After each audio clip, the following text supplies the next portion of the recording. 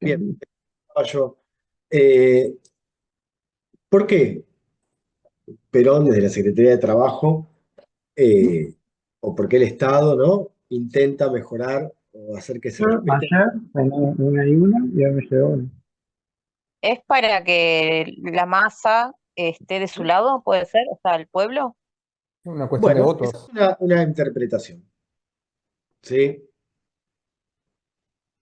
¿Alguno más que adhiera o que pueda agregar algo sobre esa interpretación? ¿Se entiende lo que dijo, no? ¿Cómo fue? A ver, repetilo, así te escucha Facundo. No, yo decía que pienso que es porque ellos querían tener a la masa, o sea, al todo la comunidad de trabajadores de su lado, también por una cuestión de votos y todo eso. Ujú. Bien, esa es una interpretación. Sí, Facundo, dale. ¿Y no se puede ver también por el lado de cómo evitar un conflicto a nivel nacional? Bien, bien, esa es otra interpretación, tal cual, ¿no? Esas son las dos caras principales, ¿no? La primera interpretación que se va a esgrimir luego del 55, luego de que Perón es depuesto, es la que dice Vanessa. Perón, en la búsqueda de construir poder propio, va a aliarse a los trabajadores, entregándole cosas, ofreciéndoles cosas para conquistar mayor poder para sí mismo, ¿sí? En una suerte de, ¿no? de actitud demagógica, ¿sí? La revisión histórica, lo que va a tratar de explicar después, es que eh, es más compleja la situación.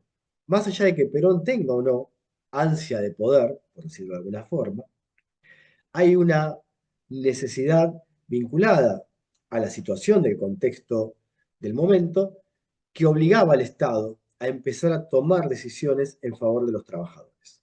Es un poco lo que decía Facundo, ¿sí? Perón lo explica de esta forma. No sé si leyeron alguna vez a Carlos Marx o el marxismo. Si lo leyeron o lo vieron en algún lado, habrán visto que para el marxismo la lucha de clases es el estado normal de la sociedad. Toda sociedad tiene dos clases sociales o más que están en conflicto y es una lucha de clases. Todas las sociedades lo tienen.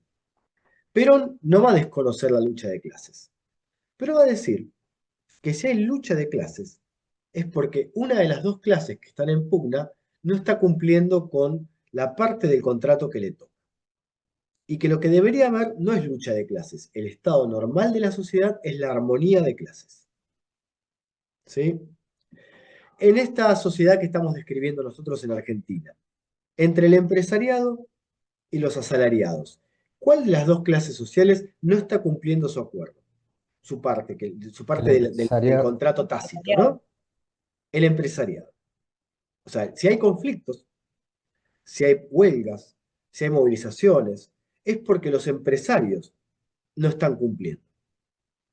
¿Ven? Eso complejiza la primera interpretación. ¿Se entiende eso? O sea, yo necesito que los trabajadores estén mejor porque se reducen los niveles de conflictividad social. Evito también el avance del comunismo, porque el trabajador que tiene la panza llena no piensa en el cambio social, ¿sí? Y al mismo tiempo beneficio al país, un país que necesito que produzca, un país donde la impronta va a ser industrial, ¿sí? Entonces no me sirve el paro, no me sirve la huelga, no me sirven las malas condiciones de trabajo. Lo que me sirve es todo lo contrario, ¿sí? Y son los empresarios los que no estarían cumpliendo. Digo, y esa es una interpretación válida, también más compleja, y que por lo menos busca correr el eje de la mirada puesta solamente en la figura de Perón, ¿sí? Si Perón tenía ansia de poder, es muy probable que sí, qué sé yo, pero no alcanza con eso, ¿no? O sea, es una persona nada más. Lo que hay que entender es cómo en el contexto del 43 en adelante, la lectura que se hace es hay que mejorar las condiciones reales de los trabajadores, porque si los trabajadores siguen estando mal, si siguen habiendo huelgas, si sigue habiendo movilización, se nos viene una revolución comunista y ¿qué hacemos? ¿Sí? Y los que no están entendiendo eso son principalmente los empresarios. ¿Sí?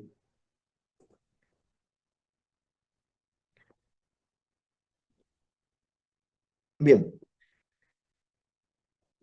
van a seguir habiendo conflictos al interior de las fuerzas entre sectores nacionalistas, sectores neutralistas, ¿sí? Se van a ir corriendo o quitando a los sectores menos,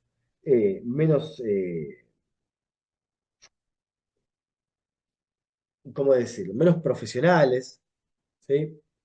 Va a haber sublevaciones, va a haber resistencia a la figura de Perón, ¿sí? A este ascenso de Perón, que ya se va presentando, ¿no? Como una figura que se despega del cuerpo de la fuerza, ¿sí? Y también va a haber conflictos al interior de la sociedad civil. Nosotros dijimos, este gobierno de facto es antidemocrático. Por lo tanto, va a haber presiones de parte de la sociedad civil también para que se abran de nuevo las elecciones. Va a haber quejas por la política educativa, porque se restablece la educación religiosa en las escuelas. Pero va a haber movimientos también de protestas de la sociedad civil que van a llevar a que la dictadura esta tenga que ir pensando en una salida. ¿Por qué? Porque no tiene legitimidad de base, ¿no? La legitimidad en una república, ¿qué lo da? ¿Qué da legitimidad a un gobierno? La democracia, ¿Está bien? ¿Y la democracia se sustenta en qué? El en voto. el voto En el del voto, pueblo. tal cual, en el voto, en la elección. A estos no los eligió nadie, ¿sí? Por lo tanto, no tiene legitimidad de base. Claro, ¿y qué figura va apareciendo ahí como presidenciable? Perón, ¿sí? Pero Claro, por lo tanto, va a haber un llamado a elecciones, de apertura de elecciones, la Armada se va a oponer, y principalmente la Armada lo que va a buscar es que correr a los sectores peronistas. Dentro de las fuerzas, a Perón se lo va a encarcelar. ¿A dónde se lo va a llevar preso? Martín García. A la de isla ahí Martín la García. Maciel. No, no, a la isla Maciel no. ¿El otro día dijeron la isla Maciel ustedes con Irigoyen también? ¿O fue en otro lado? Yo no. Alguien ya dijo la isla Maciel antes. No, no. Isla Maciel no es una isla, de hecho, ¿no? Es la punta, ¿sí? De un lado en el Riachuelo. Eh, Acá la isla Martín García sí es una isla que llega en bote o en barco, ¿no? Es el segundo presidente, o la segunda personalidad argentina, porque Perón todavía acá no es presidente, que es encarcelada y llevado a Martín García, ¿sí? Pueden ir a visitar Martín García, es muy bonito, es caro el viaje, caro el recorrido, pero está bueno, ¿sí? Bueno, lo encarcelan y obviamente los sectores de la sociedad civil que apoyan a Perón exigen, perdón, exigen su liberación. La CGT, la Central Obrera, llama a una huelga para el 18, pero los trabajadores, de manera autónoma, se adelantan. Las primeras columnas de trabajadores a Plaza de Mayo llegan desde el 17. Y entonces ya el 17 se arma una exigencia, un reclamo por la liberación de Perón. ¿Sí? O sea, el movimiento obrero le gana en el tiempo a la CGT. ¿Sí? Bueno, se libera Perón para calmar las aguas, se saca del gobierno a los sectores antiperonistas y se prepara el camino a las elecciones. ¿Sí? ¿Preguntas hasta acá? Digo, estamos ahí en la antesala, ¿no? De eh, el primer gobierno de Perón. Todavía no llegamos, ¿no? ¿Alguna pregunta?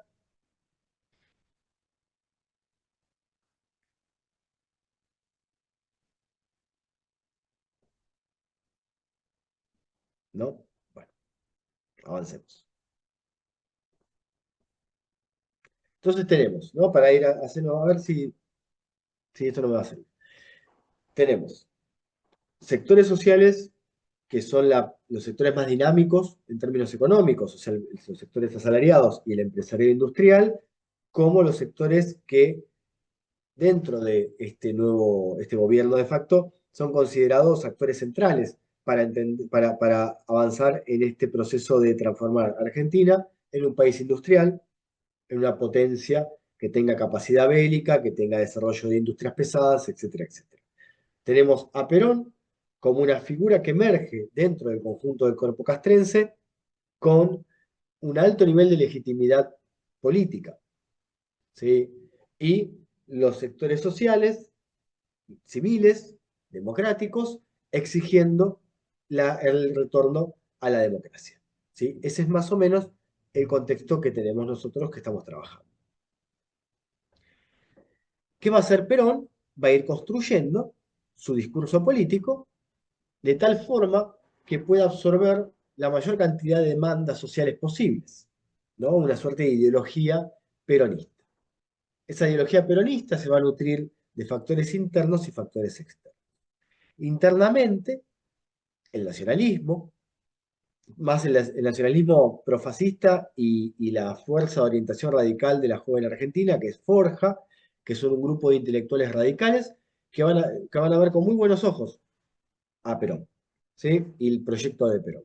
Entonces, y son sectores nacionalistas. ¿Nacionalista qué significa? Significa que vos querés que los servicios públicos estén en manos de empresas nacionales, por ejemplo, o del Estado.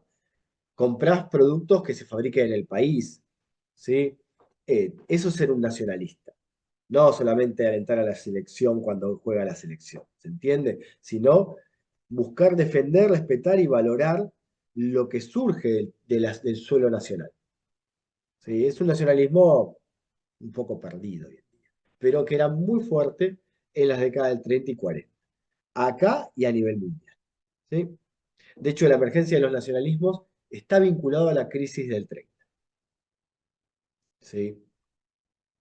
Bueno, toma algunas cuestiones del socialismo también, vinculado principalmente a los derechos laborales, algunas cuestiones del fascismo también vinculado a la política laboral, la relación del Estado con los sindicatos, por ejemplo, ¿sí? Va a tomar cosas de Roosevelt, va a hablar de conciliación de clases, esto que decía yo antes, la armonía de clases, ¿sí? Entonces va a construir una ideología que va a ser tentadora para muchos sectores sociales, ¿no? Y además con una impronta democrática, ¿sí? Como factores externos, bueno, mucho de lo que habla Perón y lo que propone, en otros países ya se está llevando a cabo, ¿no? Las reformas sociales, los derechos sociales, el respeto a los derechos laborales, las mejoras en las condiciones de vida obreras, las mejoras en las condiciones de la remuneración del trabajo, el respeto a la jornada de trabajo de 48 horas, el sábado inglés, el descanso dominical. Piensen que esas cosas en Argentina prácticamente no se respetaban antes del peronismo, ¿sí? Piensen eso.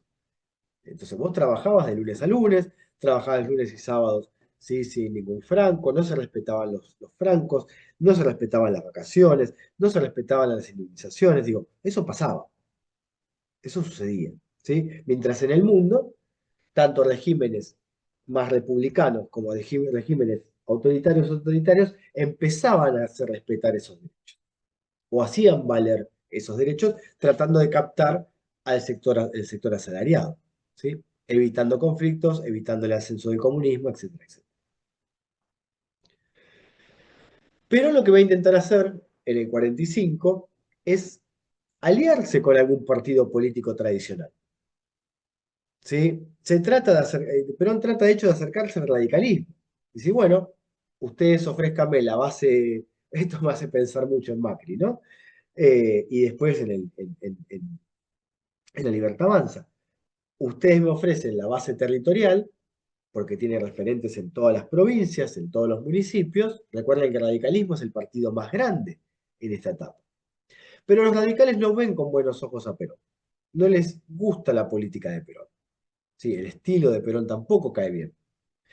Entonces, la verdad que, como está puesto acá, los resultados son resultados tibios. ¿Sí?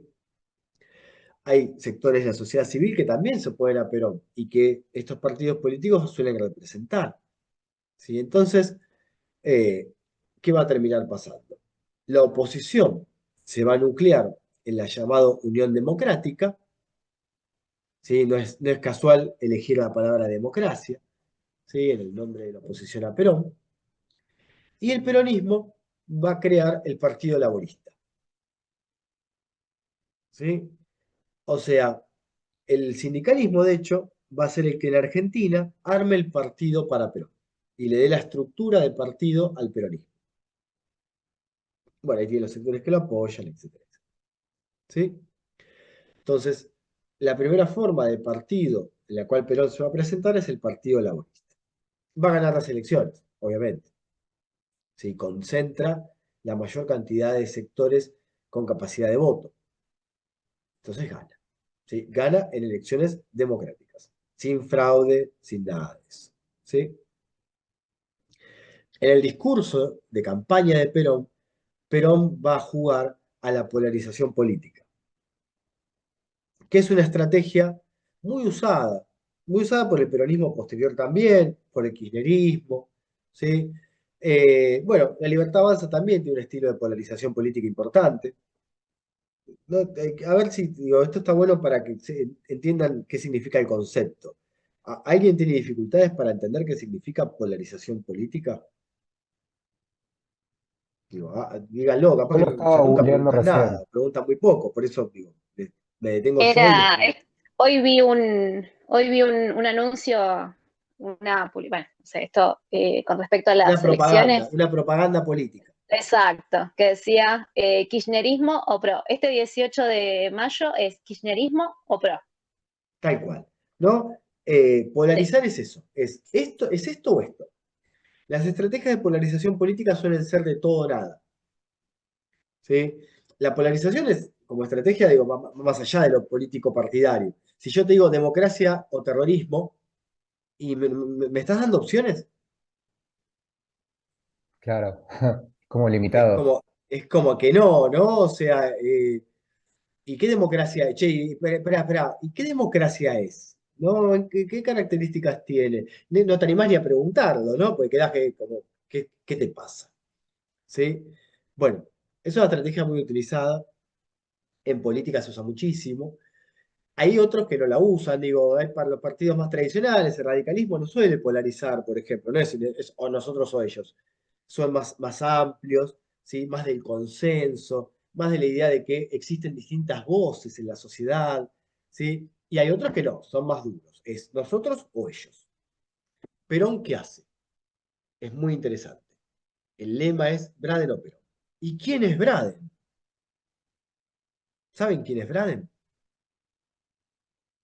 No, ¿No era un candidato de Estados Unidos? ¿Cómo? No, está bueno lo que dice la confusión de Facundo. Es un candidato de Estados Unidos. O sea, que representaba los ideales. Mm, Hay que ajustar Era eso. embajador de Estados Unidos. ¿Cómo, Bianca? Era embajador de Estados Unidos. Claro, es un representante diplomático norteamericano. O sea, no es un presidenciable. O no es un candidato político. Porque estuvo buena la confusión de Facundo. ¿Sí? ¿Que va a hacer qué? Va a apoyar abiertamente a la Unión Democrática. Va a apoyar, va a ir a los encuentros. ¿Sí? Entonces, ¿qué va a hacer Perón con eso? Es o nosotros o entregar el país a los norteamericanos. ¿Se Ahora, es entiende? parte del discurso nacionalista también. Claro, tal cual. Eso prende muy bien en los sectores, en las clases asalariadas, por ejemplo. Y genera prurito en los otros sectores sociales. ¿Sí? Y de hecho, esto que hacía Braden está prohibido por la diplomacia internacional. No se puede hacer eso. Ha pasado hace poco. ¿Lo vieron? Hace poco pasó algo similar. No sé si ven las noticias o qué noticias ven. Sí, hay la del Fondo Monetario Internacional que fue a favor del presidente. Claro, ¿no? Georgina Cristeva, Sí, ¿no? La representante del fondo, que dejó entrever que apoyaba en estas elecciones que vienen ahora a la Libertad Avanza.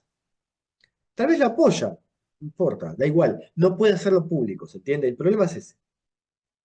¿Sí? Ningún representante, acá en este caso es un organismo internacional de crédito, ¿sí? O de la ONU, o de donde sea, no puede decir, nosotros apoyamos a este candidato.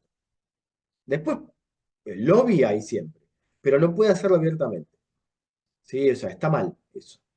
Y en este caso, en la etapa de Perón, pasa.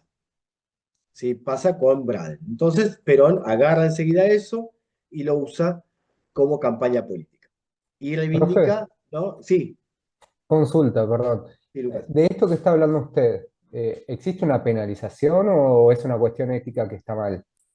Éticamente está mal. Habría que buscar, habría que ver si hay algún tipo de penalización. Debería haber. Que seguramente tiene que ser, ¿no? Quitar el agregado ese diplomático, lo sacás, porque no se puede hacer eso. ¿Sí? Pero otro tipo de penalización no.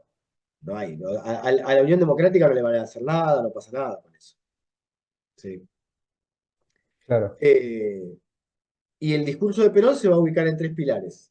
El nacionalismo, entonces, el antiimperialismo y el transclasismo.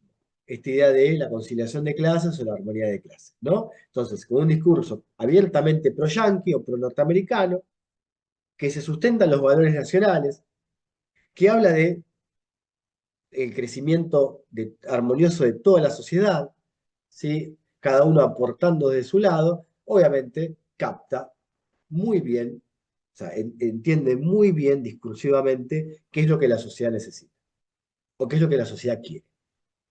¿Se entiende? Eso es importante. Por eso, más allá de el hambre de poder o no de Perón, hay que reconocer que tiene muy claro, tuvo muy claro, ¿sí? Cómo generar un discurso atractivo y además que se va a sustentar materialmente. Porque no es que Perón hablaba solamente de mejorar las condiciones de vida de los trabajadores, es lo que efectivamente sucedía. ¿Sí? O sea, no es solamente algo discursivo. No es solamente decir, los trabajadores hoy ganan más que antes, y vos ves en tu bolsillo que te alcanza para menos la plata. No, el tipo dice ganan más, y efectivamente vos ves que ganas más, y que te rinde más la plata. Entonces, es una reivindicación en lo ideológico, si quieren, en lo discursivo, en el relato, pero que tiene un sustento material. O sea, a los trabajadores posta, antes del 46, antes de que Perón gane las elecciones, che, les está yendo mejor. ¿Y gracias a quién? A Perón. ¿Gracias a quién? A Perón. ¿Sí? Tengo 5 chicos que van al colegio y ya no tengo que elegir quién va con zapato y quién no va hoy porque no hay zapato. ¿Sí? Y los voy turnando, cosa que pasaba antes. No, ¿por qué? Porque el Estado nos dio zapatos o porque el sindicato nos dio zapatos ¿sí? Nos pagan el sueldo. Antes, gente, antes a los trabajadores no se les pagaba el sueldo en tiempo y forma. No se les pagaba. Vieron que ustedes, de hecho, bueno, tienen problemas con eso a veces hoy, ¿o no? Con si Sí, todavía depositan, si no depositan, si el acuerdo está homologado o no está homologado. Esto, algunos saben de lo que estoy hablando, ¿no? Bueno, imagínense, hubo un problema sobre el último aumento salarial. ¿Sí? Y las empresas, o algunas empresas, no quisieron pagar ese aumento. En la etapa de Perón, ¿eso qué hubiese significado? ¿En qué se hubiese convertido esto? En una situación en donde el Estado agarra de la oreja a la empresa y le dice, mañana depositas. O depositas o te saco derechos de importación, por ejemplo. ¿Se entiende? ¿Sí? O sea, o te dejo la gente, te dejo que la situación avance y que los trabajadores te hagan huelga. Así que deposita. Dejate de joder y deposita. ¿Sí? Entonces decís, che, esto funciona. No es solamente discursivo. Digo, y eso es para que ustedes entiendan la profundidad del peronismo y cómo arraiga en las clases sociales, principalmente las asalariadas, y cómo ese arraigo se sostiene después históricamente por décadas. Digo, pues no es solamente, sí, era bueno, se sostiene por décadas. ¿Sí? Es muy interesante. Después uno puede ser peronista o no. Perón era un asqueroso, ¿sí? Digo, pueden decir lo que quieran. Digo, yo tengo también ideas y burlas hacia Perón importantes. Y Perón sí era un tipo autoritario y no era no era socialista y nada por el estilo. Nosotros no vamos a llegar a verlo, pero lo podemos charlar en algún momento. Eh, pero bueno, o sea, yo recuerdo, creo que la grabé, pero no sé dónde estará el video. Mi abuela, sí, ya falleció hace unos cuantos años. El papá de ella hacía trajes para algunas empresas y las empresas no le pagaban los trajes. Le retiraban los trajes y no se los pagaban, no se los pagaban. ¿A partir de cuándo se lo empezaron a pagar? A partir de Perón. ¿Sí? La empresa te ponía la plata en el bolsillo. ¿Sí? Eso le permitió a mi abuela y a mi abuelo construirse la casa. Su hijo mayor fue a la universidad, ¿sí? O sea, eso antes no era el destino de los obreros argentinos. Esto que están haciendo ustedes hoy acá en la universidad, en 1920 no se podía hacer. no daban las condiciones materiales, y no solo materiales, sino tampoco ideológicas. Era inconcebible que un asalariado, aunque sea del sector servicios como ustedes, estudie. No, ¿para qué estudia? Si es un asalariado, tiene que ir a levantar bolsas al puerto. ¿Sí? ¿Que quiere ser qué? Farmacéutico. Cabecita negra, nace cabecita negra, muere cabecita negra. ¿Sí? Esa es la concepción que existía. Entonces, por eso también los sectores más tradicionalistas y los partidos políticos históricos y eso, ven a este tipo, ¿sí? Y lo ven con malos ojos, lo ven sospechoso.